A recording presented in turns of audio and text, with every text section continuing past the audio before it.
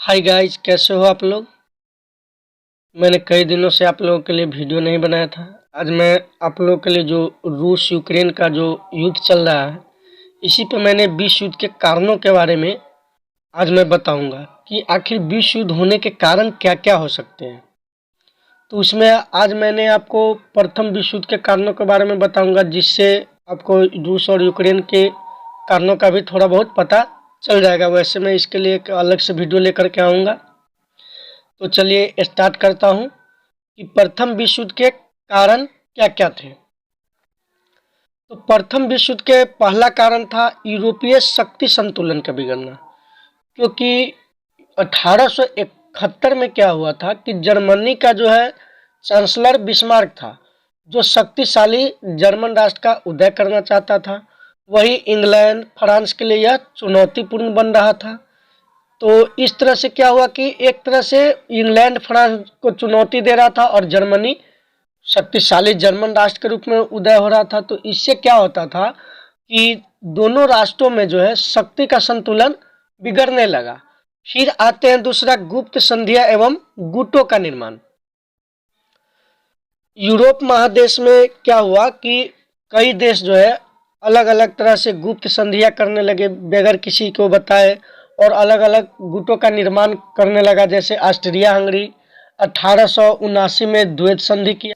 1890 में जर्मनी का जो चांसलर था बिस्मार्क, उसका मृत्यु हो गया। उसके मृत्यु के तत्पश्चात जो वहाँ का जर्मन का सम्राट था कैजर विलियम, उसने वहाँ का संचालन किया, जो एक अनुभवहीन था, और उसने रूस की मित्रता को क्या किया, त्याग दिया। अब फ्रांस के साथ रूस ने मित्रता कर लिया। अब जर्मनी के साथ जो है मित्रता खत्म हो गया, अब फ्रांस के साथ मित्रता शुरू हो गया। 1894 में रूस और फ्रांस जो है एक साथ रहा और जर्मनी अकेला रहा। तो इससे दो गुटों का निर्माण हुआ। और इंग्लैंड इसमें क्या किया, इसने अलगाववादी की नीति अपनाई। इसने कहा कि भाई तुम लोग अपना कुछ भी करो, उससे हमको कुछ लेना देना नहीं है। परंतु जो उपनिवेशिक विस्तार हो रहा था और नौसैनिक जो होता है समुद्री जहाज, उसमें भी विस्तार कर रहा था जर्मनी। इसके कारण इंग्लैंड को भी जो है उसे यह लगने लगा कि कहीं जर्मनी जो है हमारे उपनिवेश को भी न हथिया ले। इस कारण से वह अलगाववाद की नीति को छोड़ दिया। और 1907 में इंग्लैंड और रूस का एक समझौता हुआ। वही 1904 में सुंदर समझौता हुआ फ्रांस और इंग्लैंड के बीच। इस तरह से देखते हैं हम तो नए गुटों का एक निर्माण हुआ, जिसे त्रिराष्ट्रीय समझौता कहा जाता है। वही तीसरा है जर्मनी और फ्रांस की शत्रुता। फ्रांस नीचा दिखाने के लिए और जर्मनी जो है फ्रांस को शक्ति विहीन करना चाहता था। इन दोनों में शत्रुता था, क्योंकि फ्रांस चाहता था कि जर्मनी हमसे नीचा रहे, और जर्मनी यह सोचता था कि हम फ्रांस को जो है शक्ति विहीन कर दे। जो 1914 तक आते आते युद्ध शुरू हो गया। और यही परिणाम है कि दोनों के शत्रुता को देखते हुए एक देश दूसरे देशों के गुट में बंटने लगे, और बढ़ते बढ़ते आंशिक या प्रत्यक्ष रूप से जो है हर देश ने इस युद्ध में, प्रथम विश्व युद्ध के युद्ध में भाग लिया था। अब आते हैं चौथा, साम्राज्यवादी प्रतिस्पर्धा। साम्राज्यवादी प्रतिस्पर्धा में क्या हुआ कि एक देश साम्राज्य का विस्तार कर रहा था। इसी तरह से यूरोप के जो है जैसे इंग्लैंड फ्रांस रूस, ये सब एशिया अफ्रीका में अपना अपना उपनिवेश स्थापित कर चुके थे। वही जर्मनी और इटली बाद में अपना उपनिवेशवादी के दौर में आया, क्योंकि इन दोनों ने अपनी आज़ादी के बाद जो है खड़ा हुआ। तो खड़ा होने के बाद इन्होंने देखा कि इंग्लैंड फ्रांस और रूस जो है यह एशिया अफ्रीका में अपना अपना उपनिवेश स्थापित कर रहे हैं, तो यह भी अपना उपनिवेश स्थापित करने लगा। इसके पीछे कारण यह भी है क्योंकि जब औद्योगिक क्रांति हुआ था तो उसके लिए बाजार की जरूरत था, और बाजारों के लिए तो साम्राज्य का विस्तार करना भी जरूरत था। इसलिए जो है सारे यूरोपियन कंट्री, जो भी शक्तिशाली कंट्री थे, वह सारे के सारे साम्राज्यवादी के प्रतिस्पर्धा में लगे। इसमें एक और चीज आता है कि जर्मन जो है अपने एक बड़ा जहाज बनाया, जो इंग्लैंड के समुद्र तट पर स्वामित्व को चुनौती देने लगा, क्योंकि जो इंग्लैंड का समुद्र तट था वहाँ पर उसको चुनौती देने लगा, और सबसे बड़ा जहाज था उस समय का जर्मन के पास। 1911 में आंग्ल जर्मन नाविक प्रतिस्पर्धा हुआ, जिसमें अगादिर का संकट भी उत्पन्न हुआ। 1912 में जर्मनी इम्परेटर बड़ा जहाज बनाया और 1914 में जो है यही साम्राज्यवादी प्रतिस्पर्धा जो है 1914 में आकर विस्फोट हुआ, जिससे प्रथम विश्व युद्ध के नाम से हम लोग जानते हैं। अब आते हैं सैन्यवाद। सैन्यवाद में क्या हुआ, तो फ्रांस, जर्मनी या अन्य कोई भी देश उस समय क्या था जो शक्तिशाली देश था, वह अपने जीडीपी का 85% सैनिक पर खर्च करता था। किस पे खर्च करता था, सैनिक पर खर्च करता था।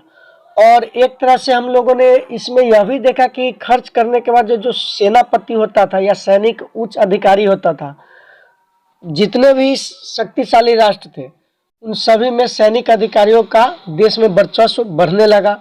और देश में वर्चस्व बढ़ने के साथ साथ यह राजनीति रूप भी रखने लगा। और यह सैन्यवाद की जो अधिक खर्चा, एक तरह से प्रतिस्पर्धा होने लगी कि हम 9 करोड़ खर्च करेंगे तो हम 10 करोड़ खर्च करेंगे, क्योंकि यह अरबों में हो सकती है। यह एक मैंने उदाहरण के तौर पे बताया है। अब आते हैं अगला, उग्र राष्ट्रवाद।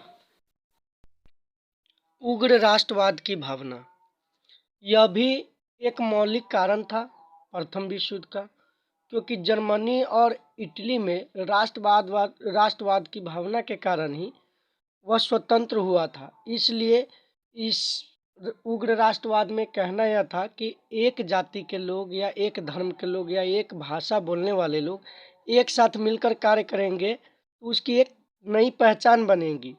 यही चीज़ को लेकर के पूरे यूरोप में उग्र राष्ट्रवाद फैल गया, जिससे एक देश में कई तरह के लोग रहते हैं और हर जाति के लोग या हर भाषाई के लोग एक दूसरे से जलन करने लगे, जो आने वाले समय में 1914 में हम लोगों को प्रथम विश्व युद्ध में देखने को मिला। चलिए अब आते हैं, अगला क्या है, अंतर्राष्ट्रीय संस्था का अभाव। अंतर्राष्ट्रीय संस्था का अभाव भी एक प्रथम विश्व युद्ध होने का कारण बना। अगर उस समय अंतर्राष्ट्रीय संस्था होता तो कुछ न कुछ उस पर सेंक्शन, जैसे अभी यूक्रेन और रशिया के युद्ध में तरह तरह के रूस पर सेंक्शन लगाया जा रहा है, जो ताकि वह युद्ध को रोक सके, लेकिन ऐसा हो नहीं रहा है। तो अगर उस समय संयुक्त राष्ट्र संघ, इंटरपोल या नाटो जैसी संस्था होती तो उस समय युद्ध नहीं होता। अब आते हैं अगला, जनमत एवं समाचार पत्र। यह भी जो है काफ़ी ज़्यादा महत्वपूर्ण योगदान दिया। जो आग में घी डालने का काम करता हुआ जनमत और समाचार पत्रों ने किया। इसमें कई दार्शनिक और लेखकों ने अपने अपने देश के बारे में इस तरह की भाषाओं का प्रयोग किया जो एक पड़ोसी मुल्क जो है एक दूसरे पड़ोसी मुल्क को नहीं देख सकता था और एक दूसरे से युद्ध के कगार पर पहुंच गया। जो फेक न्यूज़ होता है, अभी अभी मैंने कई चैनलों पर देखा, जो यूक्रेन और रशिया के युद्ध है, इसे लेकर के कई फेक न्यूज़ चैनल वाले हैं जिन्होंने कई तरह की भाषाओं का भी प्रयोग किया कि अब ये होने वाला है, अब तीसरा विश्व युद्ध होने वाला है, इस तरह की बातें करता है। तो ये ऐसे फेक न्यूज़ जो है कहीं ना कहीं और ज़्यादा युद्ध को सुलगाने का काम करता है। तो यह भी एक महत्वपूर्ण कारण था। अब तत्कालिक कारण क्या था, तो तत्कालिक कारण में था ऑस्ट्रिया का जो राजकुमार था ड्यूक फ्रांसिस फर्डिनेंड, वह बोस्निया गया था। वहाँ की राजधानी सेराजेवो में उसकी हत्या कर दी गई। राजकुमार और राजकुमारी की 28 जून 1914 को आतंकवादी संगठन काला हाथ ने बोस्नियाई, काला हाथ संगठन का नाम है आतंकवादी संगठन का, बोस्नियाई युवक ने राजा रानी की हत्या कर दी। इससे ऑस्ट्रिया ने साइबेरिया को जिम्मेदार ठहराया और साइबेरिया को धमकी भी दे डाली कि 48 घंटे में संगठन का दमन करे, अन्यथा हम युद्ध की घोषणा कर सकते हैं। वही 28 जुलाई 1914 को ऑस्ट्रिया युद्ध की घोषणा कर दी और यह प्रथम विश्व युद्ध की बिगुल बज गई, जो 1914 से लेकर 1918 तक चली। चलिए अब आते हैं नेक्स्ट क्लास में लेकर के हम इसके प्रभावों के बारे में जानेंगे, इसका परिणाम क्या क्या हुआ और द्वितीय विश्व युद्ध के लेकर के भी आएंगे अगले एपिसोड में। आप लोग को देखने के लिए धन्यवाद। आपका दिन शुभ हो।